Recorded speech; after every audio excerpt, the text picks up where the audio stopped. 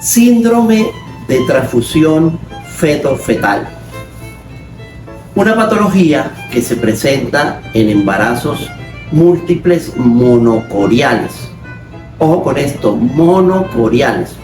Fetos que tienen una misma placenta y que pueden tener un solo saco, que sería un monocorial monoamniótico, o podrían tener dos sacos, que sería un monocorial biamniótico. Si tienen una sola placenta, quiere decir que son monocigóticos, o sea que la carga genética es idéntica en ambos fetos. Y esta patología, el síndrome de transfusión feto-fetal, ocurre ¿por qué? Tenemos una placenta que tiene dos cordones umbilicales, feto 1, feto 2.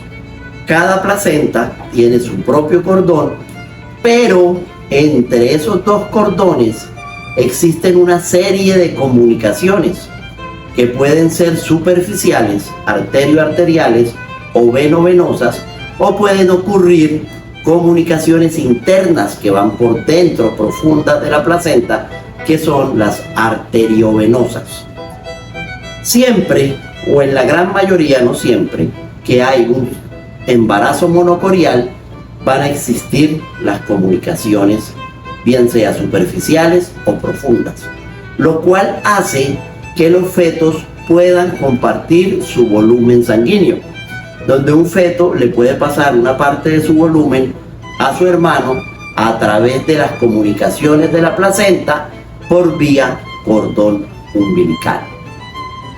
Si esas si esos fetos comparten la sangre, pero no hay efectos hemodinámicos sobre ellos, no va a pasar nada. El embarazo va a ir adecuadamente. Pero llega un momento en que la comunicación o el compartir la sangre va a ser mayor de un feto al otro. Y es aquí donde se presenta el síndrome de transfusión feto-fetal, donde tenemos un feto donante y un feto receptor. Un feto donante que comienza a hacerse anémico porque su volumen sanguíneo se lo va a pasar a su hermano, que es el receptor, que comienza a hacerse pletórico, y ya tenemos el síndrome de transfusión. El síndrome de transfusión, a su vez, lo podemos clasificar y seguimos utilizando la clasificación de Rubén Quintero desde el primer estadio, que es cuando encontramos una diferencia de líquido amniótico entre un feto y el otro, donde tenemos la clasificación de Rubén Quintero, donde el primer hallazgo es una diferencia en el líquido amniótico, donde tenemos un oligohidramnios en el feto donante y un polihidramnios en el feto receptor. Y de ahí sigue avanzando la clasificación hasta tener alteraciones del Doppler, insuficiencia cardíaca o muerte de uno o de ambos fetos, que sería ya el último estadio en la clasificación de Quintero. El síndrome de transfusión feto-fetal tiene tratamiento, sí.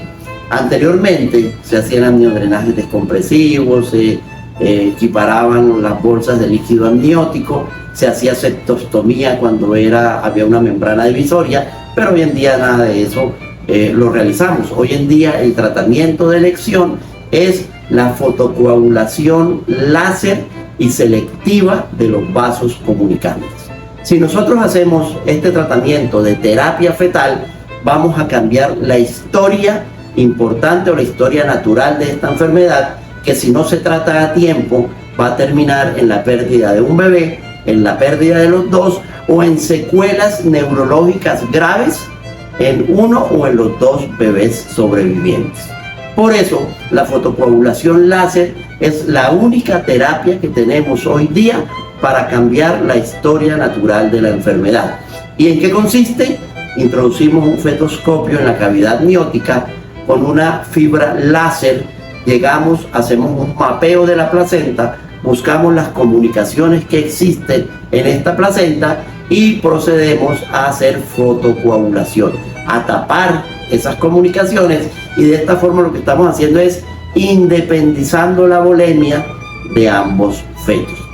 Con este tipo de tratamiento tenemos una sobrevida alta, mayor del 80% para un feto y mayor del 60-70% para ambos fetos.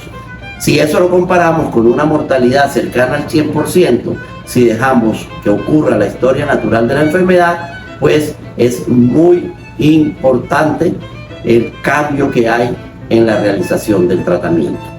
Recuerda entonces, solo ocurre en embarazos monocoriales. Si tú estás evaluando un embarazo bicorial y encuentras que hay alteración del Doppler o alteración de líquidos amnióticos, bueno, tienes que mirar muchas otras patologías. Inclusive algunos han descrito casos anecdóticos de que pueda ocurrir alguna comunicación, pero son casos, como te digo, anecdóticos. Y no es solamente el manejo del síndrome de transfusión fetofetal, es también el manejo de la restricción de crecimiento intrauterino selectivo en embarazos monocoriales.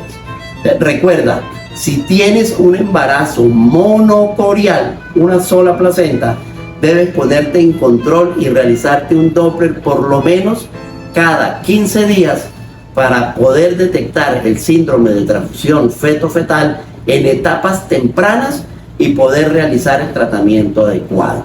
No dejes pasar el tiempo o no dejes pasar más de 2 semanas para que estés evaluando cómo va tu embarazo, porque sí se pueden hacer tratamientos y sí se puede cambiar la historia natural de la enfermedad. Si tienes un embarazo múltiple o si tienes preguntas respecto al síndrome de transfusión feto-fetal, no dudes en consultarnos.